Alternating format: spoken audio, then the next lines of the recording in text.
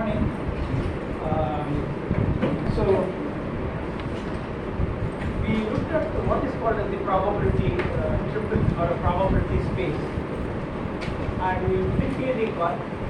And from now onward, we will migrate to a better way of looking at the random experiments and the way of computing probability and so on.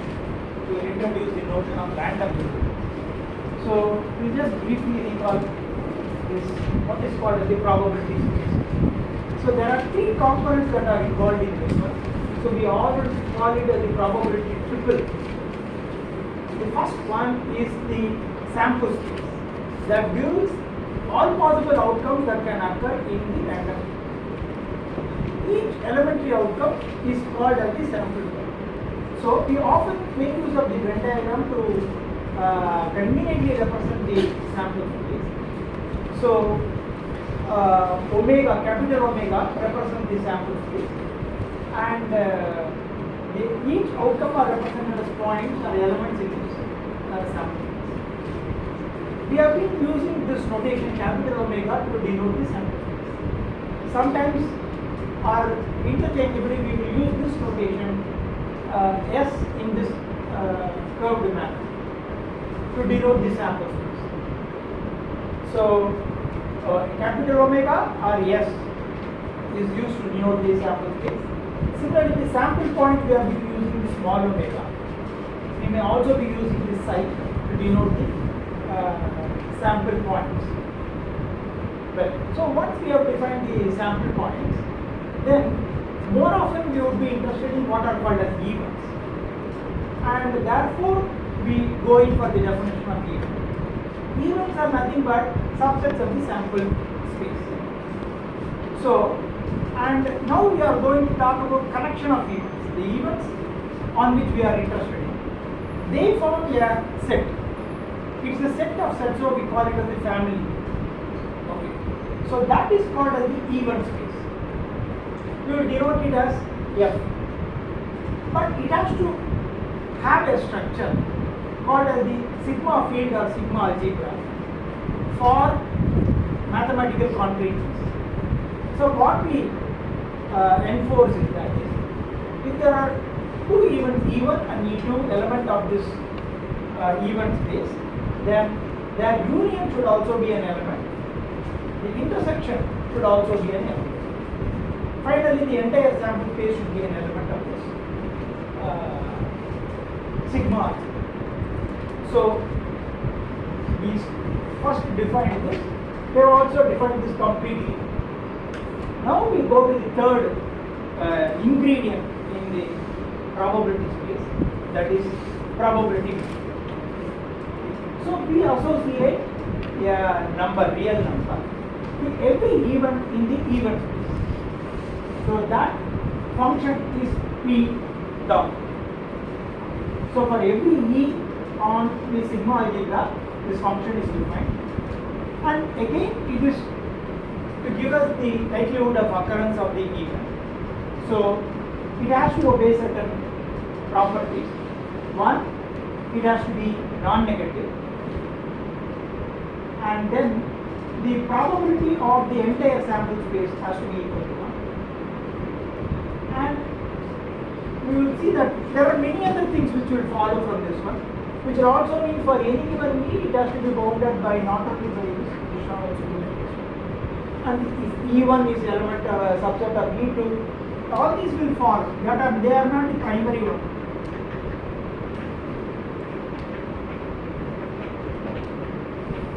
E2 and so on. But the third important condition that we put is for two events E1, E2 element of the sigma algebra, probability of E1 union E2 is the sum of the probabilities P of E1 plus P of E2 if they are mutually exclusive. E1 intersection E2 is a constant. So together all these forms the probability.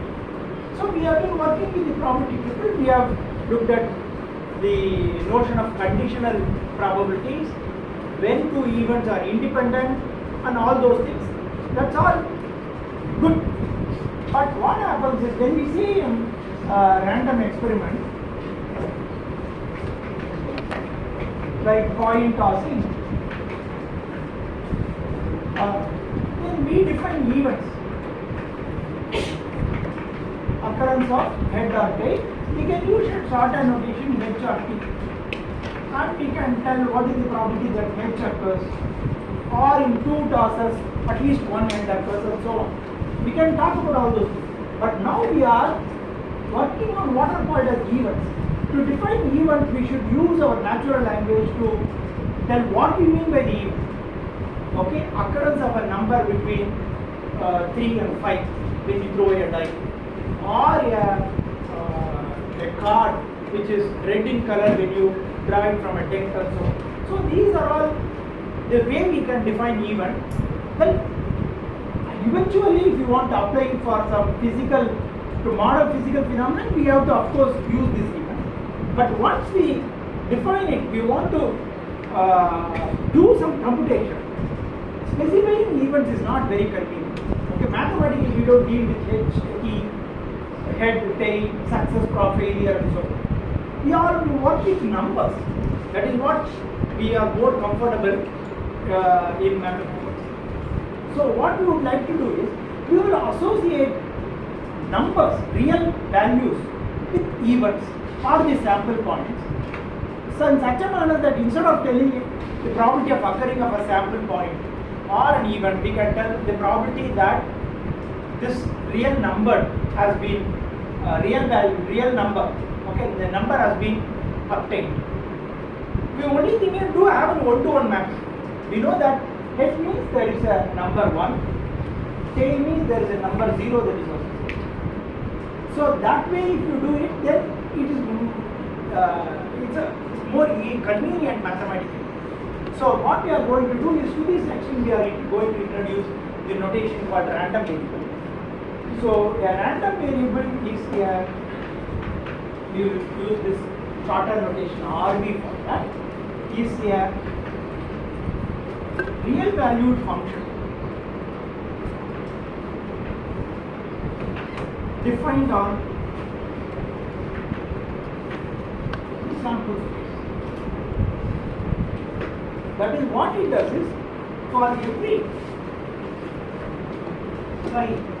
element of S, we associate some real number, and the function which associates, we are just calling it as space.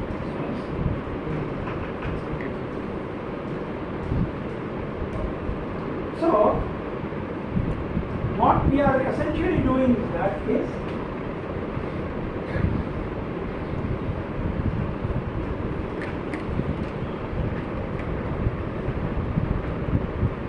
so for every sample point, we associate a number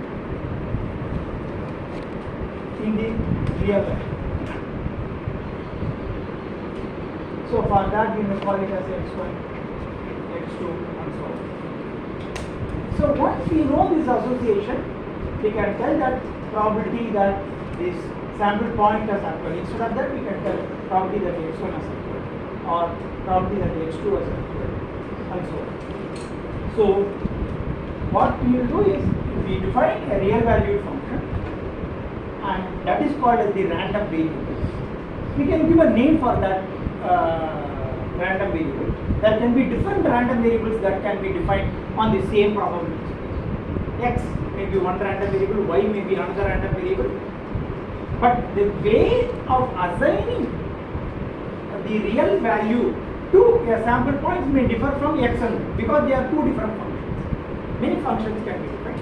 So those functions are what we are going to call as the random variable. So X may be a random variable, Y can be another random variable. These are all random variables defined on the same probability space. So what we can tell is, random variable is a function that maps from S to R.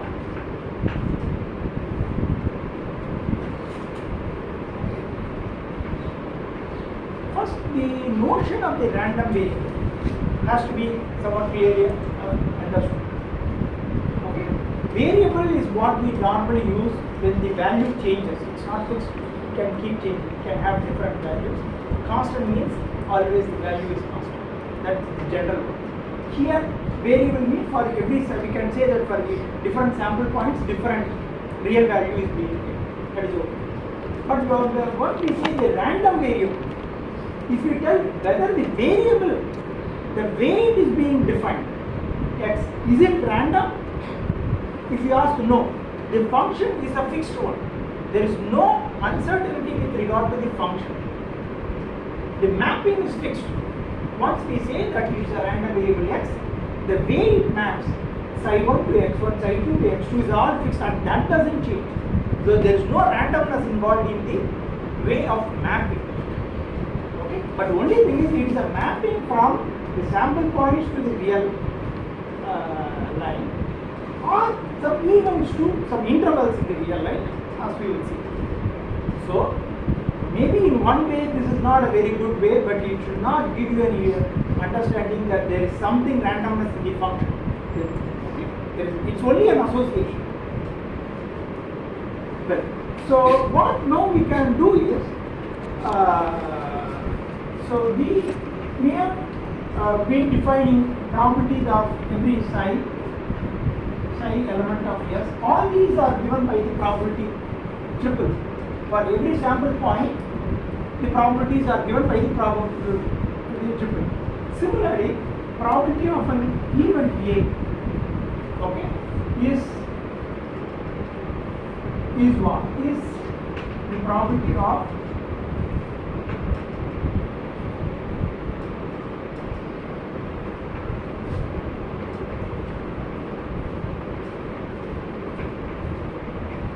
or here you can put for every sample point in the sample space, okay, subjected to the condition it belongs to A. If you add all those probabilities, you will get the probability of the event. Okay, like this. Now, for every sample point, we are associating a real number. Then, probability that, and this mapping from the function we are calling it as, let us say, capital X. Then the probability that x takes the value x1 is the same thing, the probability that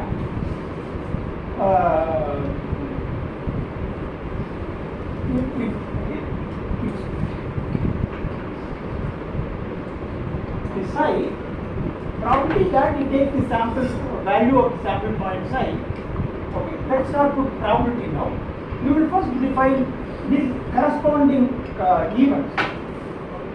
So we can have a set of x equal to x. This corresponds to all such sets psi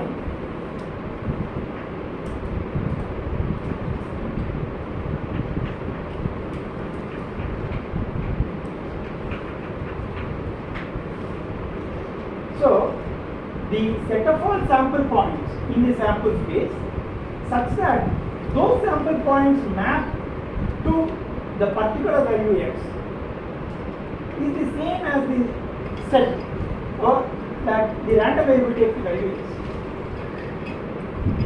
The reason is there may be different sample points which can map to the same x. So x equal to x means that for every sample point there is only one value. But there may be different sample points which may all map to the same x. So this set x equal to x, okay, in the real axis is the same as the corresponding set here, which is the set of all sample points such that this condition is okay. Then we can now put, if they are same, then we can associate the same probability.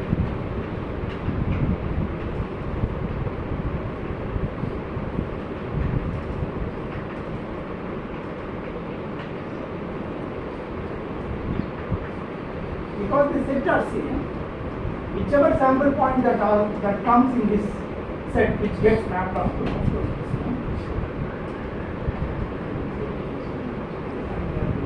all these gets mapped onto a single value. Then probability that x equal to x is the probability that all sample points such that all these sample points map to the same value x.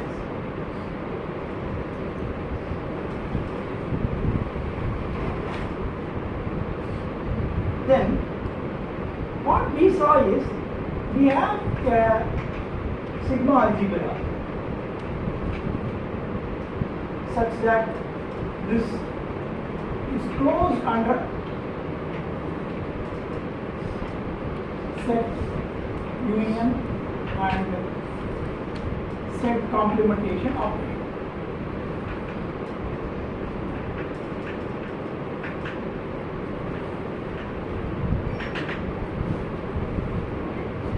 So we would also expect that because the random variable induces from the sample space to the real axis, every event will also get mapped to a value or a range in the real axis.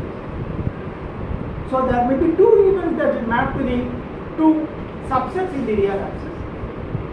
If unions of those events should exist in the sigma algebra, then unions of the subsets in the real axis, okay, should also be correspond to an event for which we can associate a probability. We will see that this sigma algebra condition that has to be obeyed in the event space naturally leads to a situation that you will have a sigma algebra that should also be, you should have a subset in the real axis, okay, which has the property of sigma algebra on which we have to we can define a probability. One more thing is that we can, if we have, let us say x equal to x, okay, we can define an inverse image, which we will call it as the set A, which is the inverse image of x. See, let's take a point x in the real axis. Then a subset A in the sample space such that all the sample points get mapped onto this x is the inverse image of this x, and that is what we call it as A. There may be for different values of it, there will be different set. To identify this inverse image, this one, that it is for x, we can put this subscript x. So Ax is what? Is the set of all sides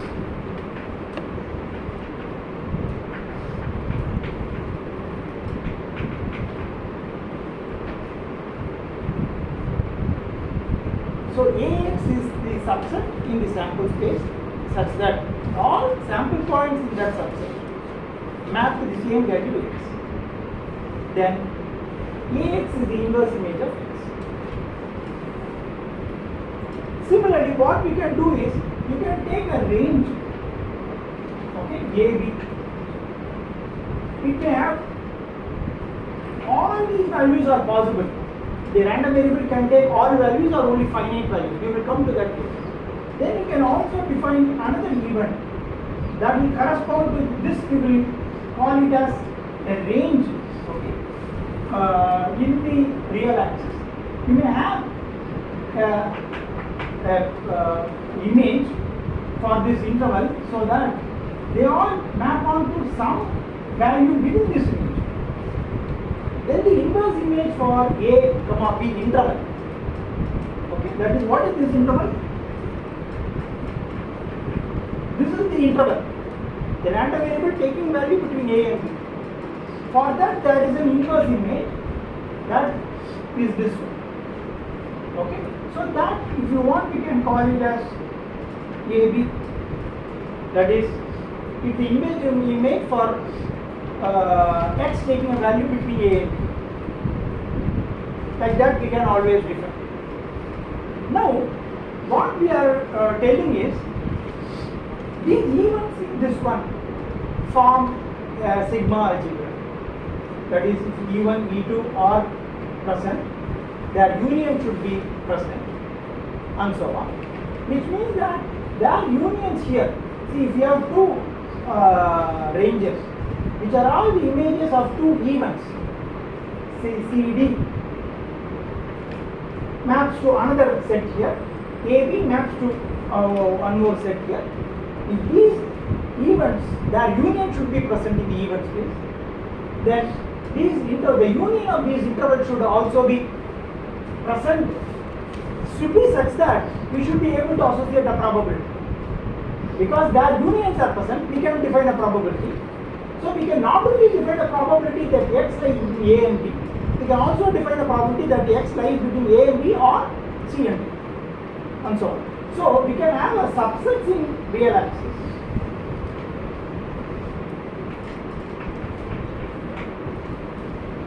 To which we can associate probability measure, not just a point. Subsets in the real axis to which you can associate a point, and those subsets should also obey the property of sigma algebra.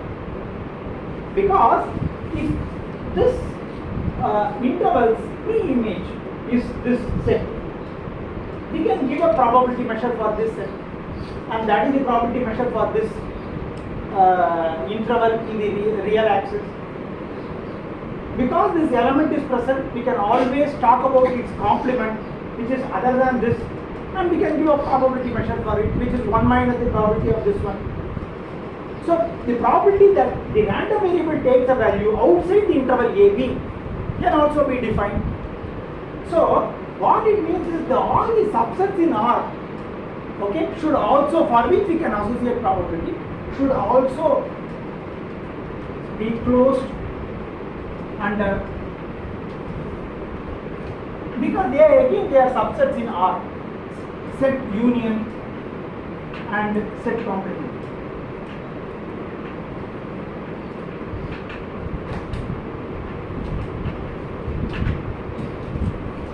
Okay. So when you talk about a set which is closed under set union, set complementation, the terminology that we normally use is the sigma field or sigma field. For the same, for a collection of subsets in the real axis which obeys the same property of sigma algebra, we use a different terminology. That is called as the Borel field. It is nothing but a sigma algebra defined on the real axis, but the mathematicians just call it as the Borel field. Same as the sigma field, but this field is present in the real axis. Okay. So now we are going to talk about, instead of associating probability to events in the event space, we can associate probabilities to subsets in the real axis. Those set of all subsets should form a Borel field. We can straight talk about it. We can either migrate it from identifying the sample points and then the events, and then go to the values and then tell that okay, this subset has this property, so this subset in real axis has this property. Or sometimes we can, once we know these things comfortable, we can don't even worry about the events, talk about the events. We can only talk about the probability that the random variable takes a value, or a random variable takes a value in a range, and so on. Okay, without even talking about what events actually gave rise to that random variable. Okay. There is only one more thing that the mathematicians insist. There has to be a subset in the real axis, and that should form a Borel field. In particular, mathematicians insist that we should have a subset, okay, such that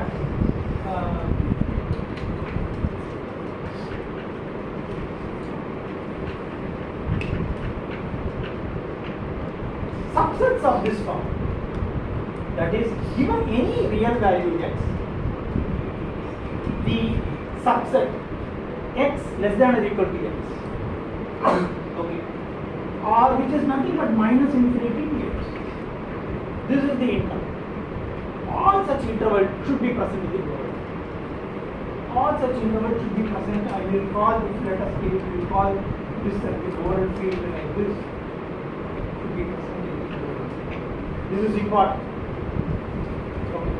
So we will have Borel field having all such subsets being different, which means that we should be able to tell probability for any such subset. Okay. So we will later call this probability measure.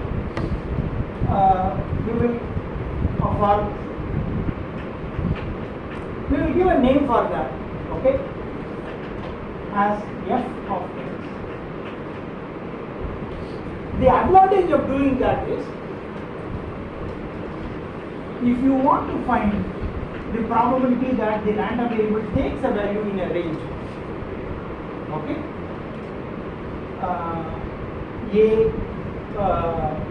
a less than x less than or equal to b, then you can always find it using these kind of sets as fx of b minus fx of b, because this set is a difference of two sets.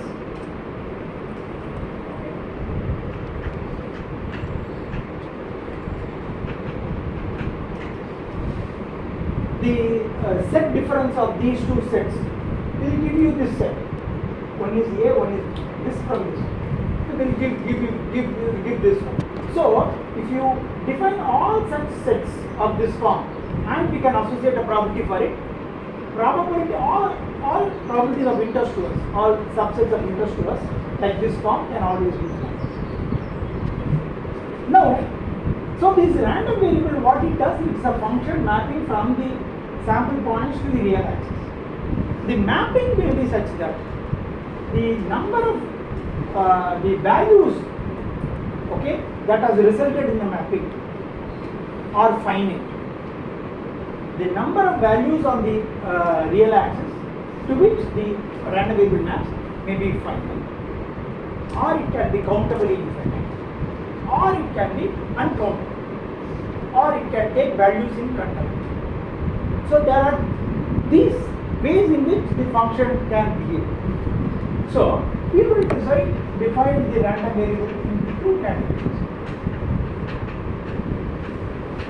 Discrete, if the values in R are either finite or countably infinite, or it is continuous value. Again, actually it is to be discrete value random variable or continuous value random variable if they take uncountable.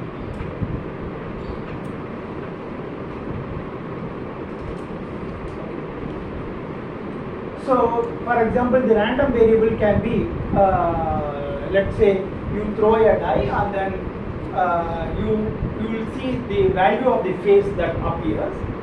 We can define the random variable as the number, which is the same as the face value.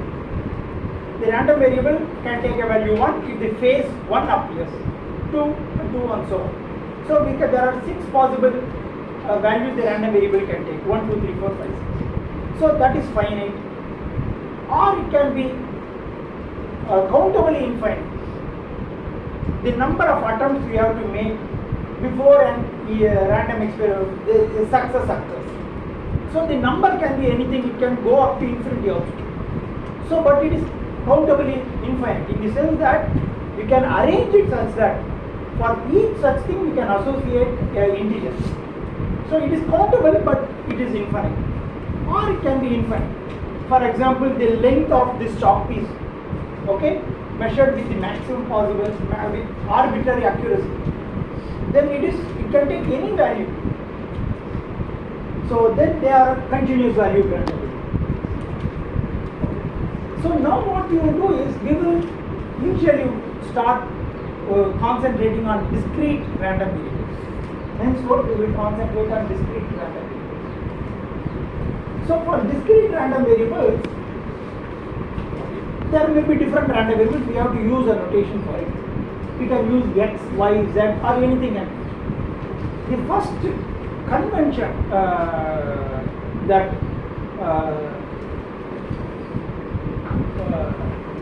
that we may use is that is we always use capital letters to denote. This is a convention that is universally followed. You should strictly adhere to it. Okay? Whenever you say a random variables, you should only use capital letters to indicate them, to name them.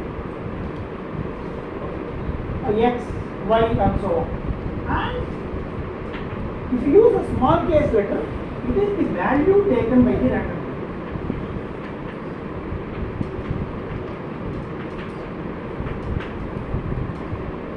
That is why I have been using X for random variable. This is the value taken by the random variable X when the sample point psi X. Okay. So you have to very strictly follow this one. If you use a small case letter for denote random variable, it's all it's not acceptable. So once you use this one, automatically then also means you are only talking about random variable. You use a capital. So then now what we can do is we can define we saw that how to associate probabilities for there are only finite number of values the discrete valued random variable are going to take. So X can take only finite values. So we can talk about the range of X. The domain is X, the sample space. The range, the values that X can take is finite. Okay? That we can give a name for that.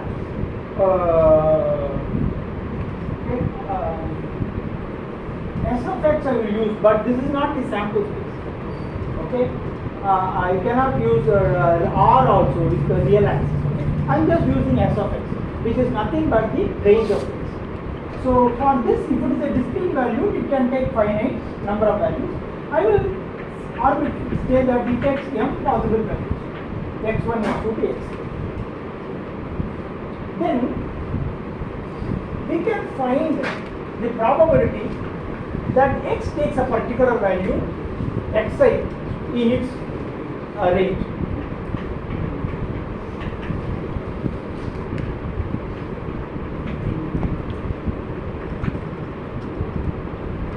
So for any value in its range, we can compute probability that the random variable takes x takes the value x.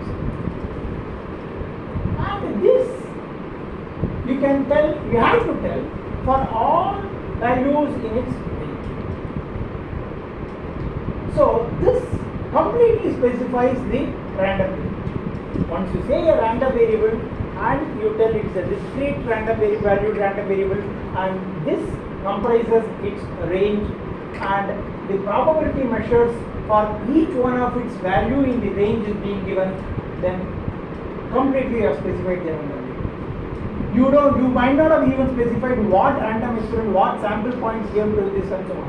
Because after that you have come to this point, this level of abstraction is for our convenience, then you don't need to even go to the sample space and other things like this. So this set of all this one, let us say we will call this as Pi for convenience. Probability that the x equal to xi, we will call it as Pi. Then we can given a set of probabilities P1, P2, Pi to Pn. For every point, every value xi in its range. Then if you look at these properties of this set, what basically it tells is how much of property is concentrated at this value x1, how much is concentrated in x2. How do you represent it? You can represent it like this. This is R, this is x1, x2, x3, so on. So we are associating some probability measures. So what is this one? This is the probability that x equal to x. So you are associating some probability. These probabilities are lumped. in the sense that they exist at discrete points. Okay, so we call this, because the probabilities are lumped and then present in this one, and they are not spread out in a continuum range, then so there are certain kind of masses which are present at various points, and so we call this as the probability mass function.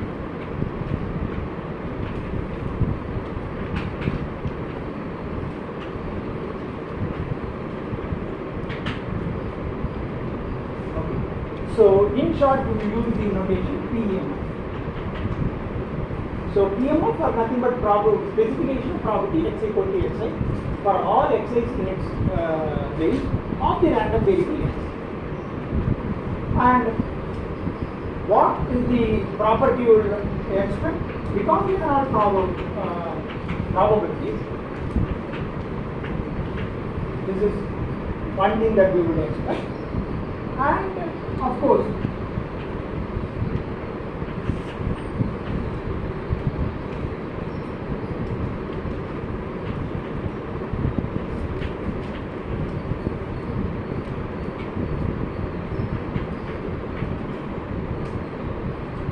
if we add the all probabilities of x taking a value xi for all xi's in its range, then that should add up to it. So these are the two properties we expect the probability mass function to. Then there is one more function which is convenient, and it's an alternate way to give the prescription for the probability of realization of different values in the random. That is, making use of these events which we know that has to exist. That is, x less than or equal to x has to exist for all x in R. So we can always find probability that x less than or equal to x, okay, for any given value x in R. These are present, these subsets are present in the Borel field, and therefore we should, and the corresponding pre-images are present in the event space. To define a random variable, we enforce that the pre-images of these subsets in the real axis, they should be present in the sigma algebra. Then only a random variable can be defined. And you can find the probability in this for those events which will correspond to the probability for these ranges. So we can always find it. And we will give a name for it. That we will call it as fx of x. What it tells is it equal to the probability that the random variable takes a value less than or equal to a given value. That will be equal to the probability for all such xi's which are less than or equal to x. Sum of the probabilities. So it is a cumulation of all the probabilities of the random variable taking a values at points x1, x, whatever it is, subjected to the condition, those points, the values are less than or equal to equivalent. So we will call it as the cumulative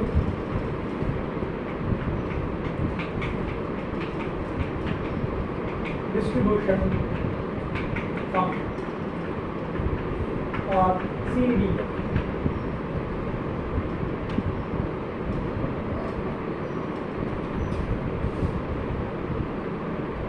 Well, we are discussing for right now for the discrete valued random. Later we will go to the continuous valued random variable.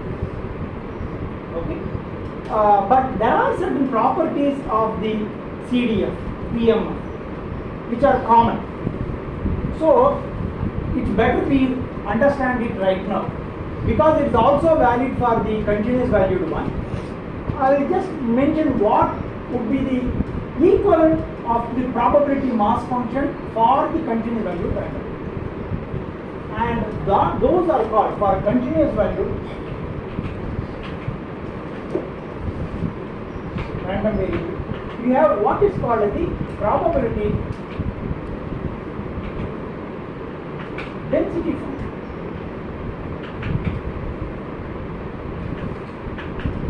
Which is written as PDF. So we will consistently use this acronym PDF to stand for probability density function, PMF for the probability mass function, and CDF for the cumulative distribution. Sometimes people drop this cumulative and then say, what is the distribution function of the random variable? By that they may mean CDF. Sometimes they associate the value with the name distribution. What is the distribution function of the random variable? They may they may mean this. Okay, so this leads to certain confusion. When we say just a distribution function, one may mean the density function, one may mean the CDF and so on. Henceforth, in my lecture flow, I will distinctly use only one of these three things. Okay, when we say distribution function by some means, without I only mean CDF. Okay, and density function and the mass function are the one which will stand for this whatever we have specified, we have defined for the continuous and discrete value random. Okay. And here again, what we do is,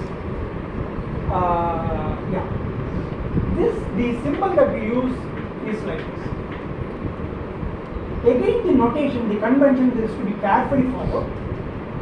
For the case of probability mass function, we can use this, which is nothing but probability that x equal to x. Instead of writing x equal to x, we can use p x x. Where the subscript x denotes the random variable for which we are talking about. Okay, so in the density function, this subscript x denotes the random variable. For the CDF also, this x denotes the random variable. So we can have fy of y. See, this is a dummy variable. We can even replace it by t or whatever it is. Okay, but this stands for the random variable for which whose CDF is the same. That is again very standard. You have to strictly follow it. Okay, when we say a density function or a distribution function or mass function, you have to use a subscript. That subscript has to be the random variable denoted in capital letters. Well, now we will how to associate these things you will see when we talk about the continuous value random variable. But x of x, okay, we can talk about. What is this one? This is nothing but this is a function. What does it mean? It is the probability that x lies between less than or equal to or the interval is minus infinity. For we are finding this is the interval for which subset in the Borel field for which we are finding the probability, and that is what we are denoting as the single. Now fx of minus infinity, this is the first property,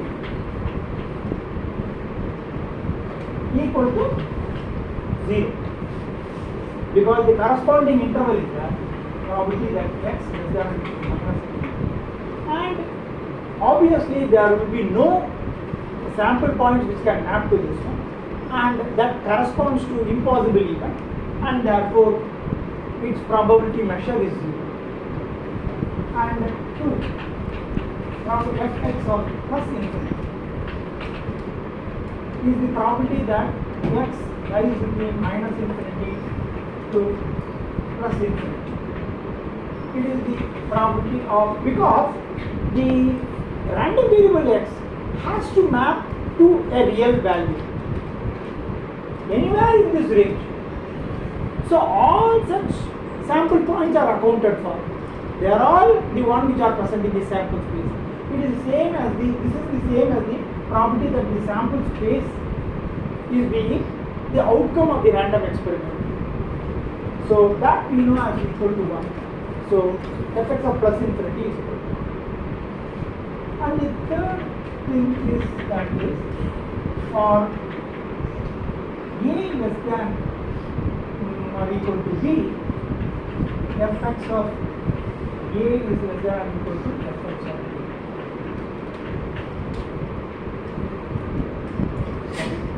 Why again? Because what is this one? This corresponds to the range this one, and if A is less than B, then this interval is a subset of this interval. Okay, and that is a subset of.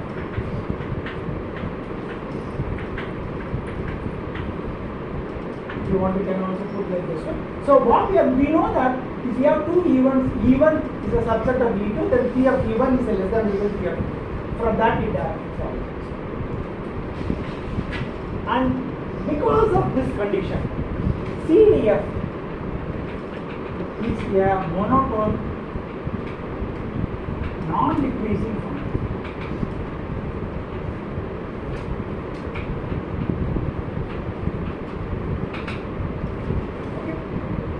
It will not, it cannot decrease. It can remain constant or it can only increase. It starts from 0 at minus infinity and goes to 1 at plus infinity. And this is how it has to be. I think that is more than enough. And then we know that how this can be used to compute properties of finite one. This is the other one.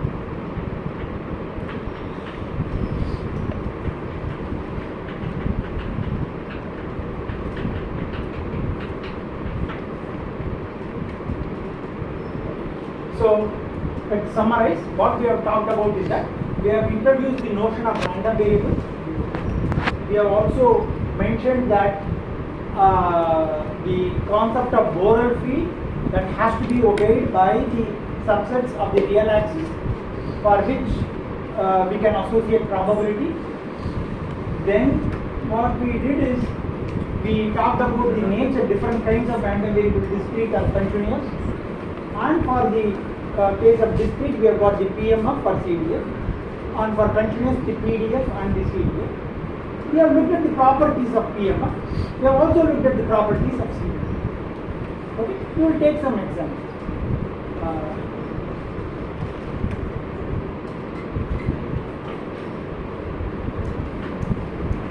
Of course, the familiar first example is the coin toss.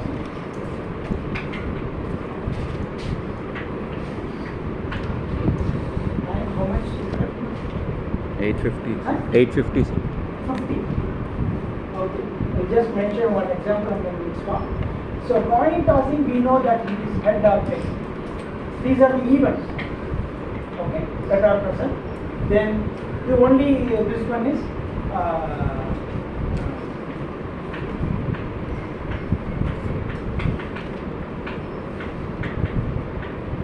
this is the sigma algebra. Then what we can do is we can associate the a random variable. If a head occurs, let us say we can associate a value 1, or a tail occurs, we can associate a value 0. Or if you want, we can associate a value +1 for head, -1 for tail, or any two values can be associated. If everything is valid. Okay. So that way, if you define it, then that is a random variable. Then probability of head is the same as the probability that x equal to +1. Probability of the tail is the same as probability that x equal to -1. Answer. Okay. So again, what will happen is that this we will call the they have to add up to 1 and so on. This is all again, it just follows from that. Okay, we will stop.